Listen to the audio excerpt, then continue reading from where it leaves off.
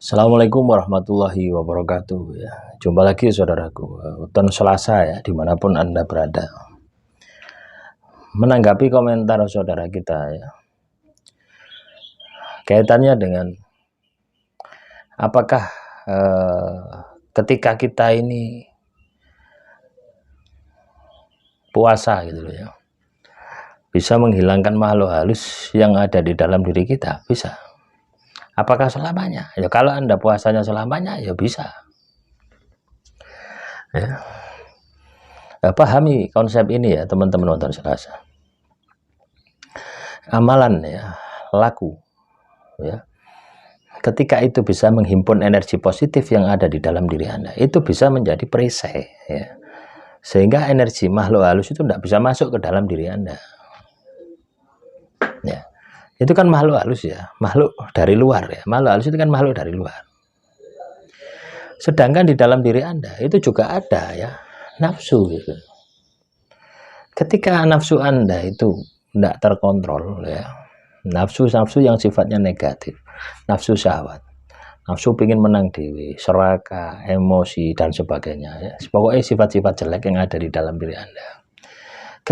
Ketika itu ada, itu sama saja dengan membuka pintu masuk gitu.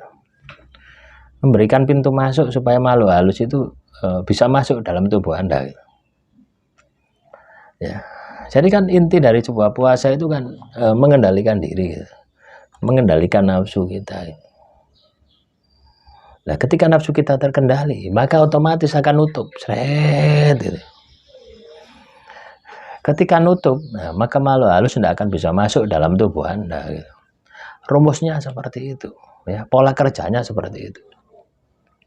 Makanya ketika teman-teman weton Selasa, katakanlah berpikir bahwasanya puasa itu bisa menghilangkan makhluk halus yang ada di dalam tubuh Anda, bisa. Ya, dengan Anda puasa, otomatis nafsu Anda itu akan melemah. Ya, ketika nafsu Anda melemah, Anda bisa dengan mudah untuk mengendalikan diri. Ya, ketika Anda mudah mengendalikan diri, otomatis ya nafsu Anda tidak bangkit ya. Nafsu Anda terkendalikan, nafsu Anda tidak bangkit, Anda bisa kendalikan. Otomatis akan menutup ya portal-portal gaib ya. Pintu-pintu gaib yang ada di dalam diri Anda itu akan tertutup. Sehingga makhluk halus ini tidak akan bisa masuk. Lah, apakah makhluk halus itu tidak akan masuk lagi? Ya tetap akan masuk. Manakala Anda memberikan ruang di dalam diri Anda. Ya. Ruang di dalam diri Anda apa? Sifat karakter negatif yang ada di dalam diri Anda itu. Ya memang itu sudah kodrat alam gitu ya. Kodrat ilahi bahwasanya makhluk halus itu akan memang menyesatkan manusia gitu ya. Nah, supaya apa? Supaya Anda ini katakanlah ada sparring partner ya. Ibaratnya itu ada apa ya? Ada penjaga gitu ya. Ibaratnya penjaga gitu ya. Kalau Anda katakanlah Anda ibadah, Anda puasa, aku masuk. Tapi kalau Anda ibadah, aku tidak bisa masuk. Nah, itu kan hidup ini kan pilihan seperti itu sebenarnya ya. Di dalam kehidupan kita ini sebenarnya pilihannya itu gitu. Ya. Kalau Anda ingin selamat, ya perintah Tuhan jangan pernah dilanggar. Ya, perintah Tuhan kerjakan semua gitu loh. Maka Anda akan memiliki energi yang positif. Nah, silakan itu diperiksa gitu ya. Kenapa di dalam tubuh saya ini banyak makhluk halusnya gitu. Periksa saja. Ya, Anda periksa bagaimana perilaku kehidupan Anda gitu. Anda periksa bagaimana tingkah laku Anda. Itu akan kelihatan gitu. Anda akan menemukan, oh ternyata ya. Ternyata di dalam tubuh saya ini banyak makhluk halusnya. Ternyata di dalam tubuh saya ini banyak kuntilanaknya misalkan. Itu sebenarnya Anda pun sudah tahu gitu ya. Bahwasanya penyebab semua itu adalah energi yang ada di dalam tubuh Anda itu negatif. Anda percaya silakan ya. Kalau Anda percaya, coba Anda periksa. Pasti seperti itu gitu. Ya.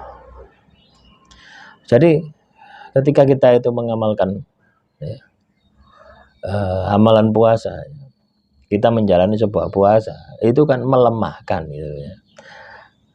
Artinya nafsu kita lemah, sehingga kita ini bisa kontrol diri. Nah, ini otomatis akan membentuk pagaran gaib di dalam diri Anda, sehingga makhluk halus itu tidak bisa masuk gitu. Tapi ketika Anda katakanlah nafsu Anda ini Anda turuti terus ya, nafsu Anda ini tidak bisa Anda kendalikan, maka akan membuka pintu masuk ya, sehingga makhluk halus itu dengan mudahnya menyesatkan diri Anda, sehingga makhluk halus itu akan mudah untuk membuat diri Anda itu ya tersesat, misalkan mudah emosi dan sebagainya. Jadi sebenarnya makhluk halus ini hanya memperparah saja gitu. Kalau katakanlah Anda ini salah jalan, ya diperparah gitu. Dengan ketempatan makhluk halus di dalam tubuh Anda, maka itu akan diperparah, tahu diperparah.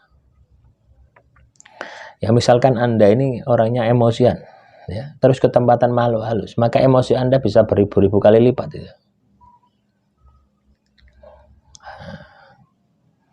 Jadi pengaruhnya itu ada di alam bawah sadar gitu. Pengaruhnya ada di alam bawah sadar. Nah, semoga ini bisa Anda pahami ya, teman-teman weton Selasa. Apakah puasa bisa menghilangkan makhluk halus? Bisa. Apakah makhluk halus itu tidak akan datang lagi? Lah, ini tergantung dari bagaimana Anda bisa menjaga nilai dari puasa yang Anda lakukan. Misalkan Anda puasa 1 minggu gitu ya. Nah, terus pengendalian diri Anda kan otomatis kan sudah ada. Nah, ketika Anda bisa menjaga pengendalian diri Anda ya, terhadap sifat-sifat negatif yang Anda miliki, walaupun puasanya 1 minggu saja, tapi Anda setiap hari ini bisa mengendalikan ya, mengendalikan puasa yang Anda kerjakan, maka makhluk halus yang ada di dalam tubuh Anda ini kan sudah pergi. Makhluk halus yang ada di luar itu tidak akan bisa masuk ya. Tapi ini tidak semudah yang Anda bayangkan. Kenapa bisa seperti itu? Karena ketika kita ini ya, karena ketika kita ini dihadapkan pada kehidupan di masyarakat ya, kehidupan di masyarakat kita selalu berbenturan dengan kepentingan.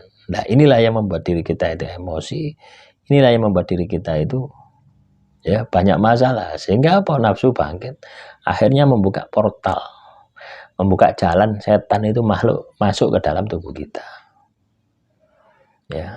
Jadi tidak cukup dengan ibadah, tidak cukup dengan tirakat, tapi harus ibadah dan tirakat itu bisa Anda aplikasikan di dalam kehidupan nyata, baru setan tidak akan bisa mengganggu Anda.